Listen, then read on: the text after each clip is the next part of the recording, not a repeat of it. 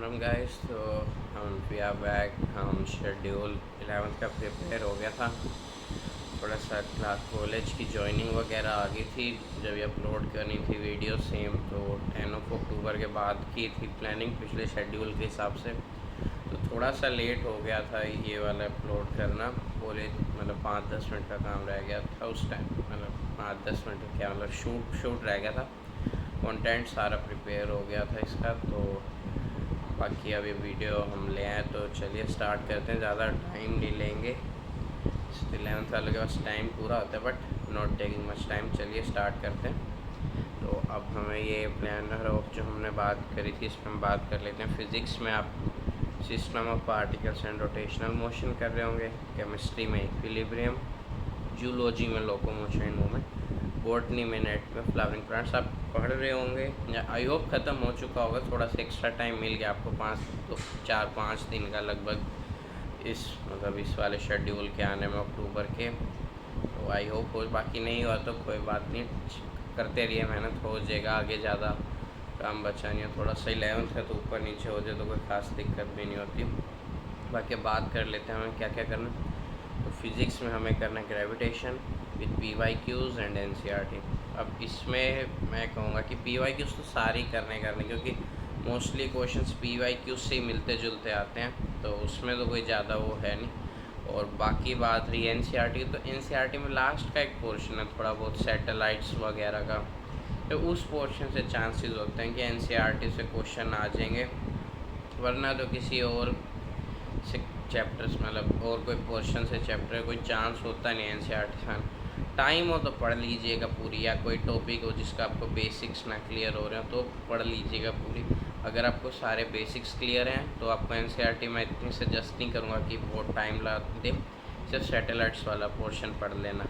और बाकी बात करते हैं केमिस्ट्री में रेडॉक्स की NCERT एंड PYQs तो करने ही करने हैं, नीट के लिए इम्पोर्टेंट है। इसकी NCERT में सजेस्ट करूँगा कि आप पूरी पढ़ लेना, क्योंकि बोर्ड हो गया या इसमें जैसे नीट का एग्ज़ाम हो गया, बहुत 90-95% चांसेस होते हैं कि जो एग्ज़ाम्पल या क्वेश्चन आएगा इस चैप्टर से वो फ्रॉम या तो NCERT एग्जाम्पलर होगा या NCERT इन टेक्स्ट क्वेश्चन होगा।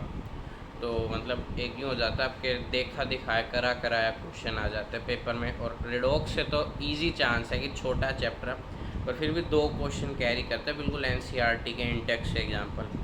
तो मैं तो पूरा सजेस्ट करूँगा, आपको 10 नंबर फ्री के मिल जाते हैं इसको पढ़ने के बाद। तुम पढ़ लीजिएगा अपने इस चैप्टर को, अच्छा रहता है कि 10 नंबर देखे दिखाए मिल जाए। तो वैसे आजकल तो एक एक क्वेश्चन भी नहीं बचता, पूरा एक नंबर से कॉलेज वो हो रहा है अब, कि किसी ने क्वेश्चन छोड़ दिया और किसी ने गलत अटैम्प्ट कर दिया, तो जो -1 है उसी से फ़र्क पड़ जाता है, आपको कॉलेज मिलेगा कि नहीं। तो पढ़ लेना इसकी NCERT। तो बाकी बात करते हैं जूलॉजी में, आपको इस मंथ में न्यूरल कंट्रोल एंड कोऑर्डिनेशन करना है।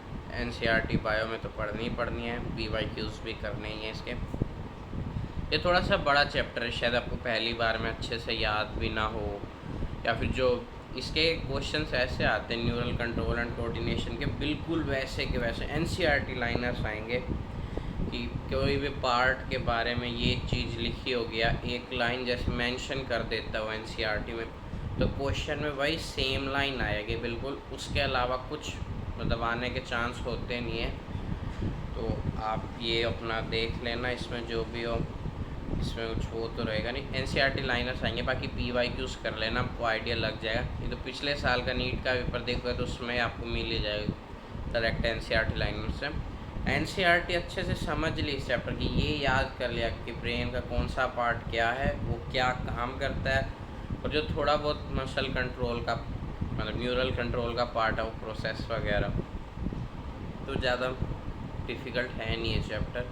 थोड़ा वो न्यूरल वाला जो वो होता है कि कैसे न्यूरल सिग्नल ट्रैवल करता है वो अच्छे से पढ़ लेना, वो कभी कभी पहली बार में समझ नहीं आता। बाकी अगर NCERT पढ़ लोगे ना, NCERT में बड़े साफ स्पष्ट शब्दों में लिखी हुई है वो पूरी बात।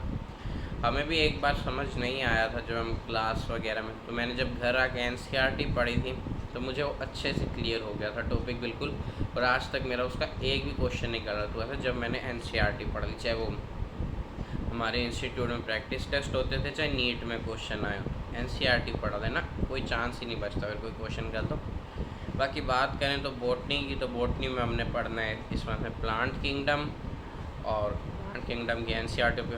प्लांट किंगडम थोड़ा बड़ा चैप्टर है, तो मैं सजेस्ट करूँगा आप इसको छोटे टुकड़ों में किया कीजिए। जैसे 5 पार्ट्स होंगे इसके, एल्गी, ब्रायोप्टेरिडो, जिम्नो, एंजियोस्पर्म्स। तो आप कोशिश करना, जैसे आप 2-3 दिन में एक बार एल्गी आज पढ़ा, एल्गी कल पढ़ा, एल्गी परसों पढ़ा, फिर एक बार ब्रायोफाइट्स को टाइम दिया, ऐसे 2-3 दिन रोज़ पढ़ा, फिर ऐसे टेरिडो, फिर ऐसे जिम्नो, फिर ऐसे एनजीओ, मतलब हफ्ता 10 दिन लग जाएगा पूरे चैप्टर में।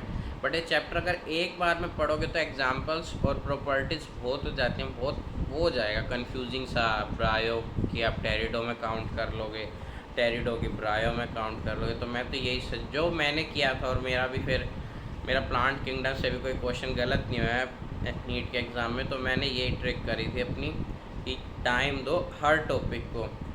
एल्गी को अलग, ब्रायो, टेरिडो, जिम्नो, एंजियो 5 टॉपिक बनते हैं। उसके बाद भी बड़ा होता है वायरस, वायरोइड्स, लाइकन्स वगैरह का 1-2 दिन से उसको दे दो, वो इजी टॉपिक्स हैं, ज़्यादा टाइम नहीं। मेन तो कन्फ्यूज़न होती है एल्गी, ब्रायो, टेरिडो में, ये थोड़े वो हैं। जिम्नो, एंजियो ईजी रहते हैं बिल्कुल, तो अपना टाइम दे के करना है इस चैप्टर को। बाकी एनसीईआरटी और पीवाईक्यूज तो करनी। हाँ सॉरी, वो रह गए इस मंथ में हमें कि पिछले का क्या करना है, तो बात कर लेते हैं। फिजिक्स में इनर्शिया वाले चैप्टर के फॉर्मूले रिवाइज करने हैं। केमिस्ट्री में भी इक्विलिब्रियम रिवाइज कर लेना, जैसे उस अगर आपने फार्मूला पेज या फॉर्मूलेज रिवाइज करने हो तो ठीक है। अगर बेसिक वगैरह क्वेश्चन सोल्व अभी नहीं हो रहे हो तो थोड़ा नोट्स वगैरह अपने पढ़ लेना। जूलॉजी में previous chapter locomotion and movement की एनसीईआरटी पढ़ लेना, वो ठीक रहेगी। वो थोड़ा सा बोन्स वगैरह कभी कभी कंफ्यूज हो जाते हैं, तो उसे पढ़ लेना। और बॉटनी में एनाटॉमी ऑफ फ्लावरिंग प्लांट्स की एनसीईआरटी पढ़ लेना। एनसीईआरटी पढ़ लो एनाटॉमी की, बहुत बेटर रहती है। बाकी तो सब ठीक है, अगर आपको कोई भी डाउट हो तो कमेंट। बाकी गाइस हमें कोर्स से ट्राई करने की कोशिश, मतलब अगर आप लोग कहते हैं तो करेंगे।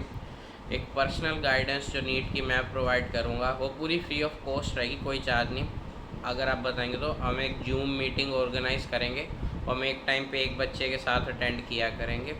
उसमें जो भी पर्सनल गाइड, जो भी आपके अपने डाउट्स हैं, आपको किसी इंस्टीट्यूट पे कोई टॉपिक नहीं हो पा रहा, या आपसे स्कूल मैनेज नहीं हो पा रहा है साथ में, या जो भी आपको डाउट्स हैं, कुछ भी हो सकता है। आपके पेरेंट्स आपके साथ बैठना चाहते हैं, आप टेस्ट के लिए पूछना चाहते हैं कब कैसे देने चाहिए, अगर क्या मैं कितना स्कोर कर रहा हूँ, मैं से कैसे improve, any doubt related NEET या फिर जेई मेंस तक के फिज़िक्स केमिस्ट्री के, कि मैं क्या कैसे करूँ। क्योंकि मैंने जेई मेंस में सिर्फ फिज़िक्स केमिस्ट्री के बल पे अराउंड 98 परसेंटाइल में अचीव करी हुई है।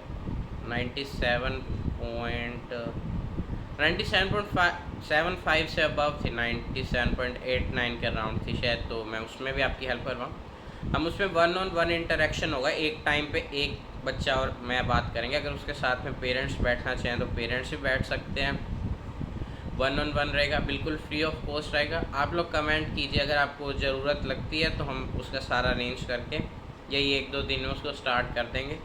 1-on-1 रहेगा, बिल्कुल फ्री ऑफ कॉस्ट रहेगा। तो आपको अगर लगता है तो कमेंट कर दीजिएगा, मैं वो बिल्कुल स्टार्ट कर दूँगा आपको। चलो ठीक है गाइस, मिलते हैं। अगर कोई भी शेड्यूल में डाउट रहे तो बताना। Thank you so much for watching me, stay tuned for more.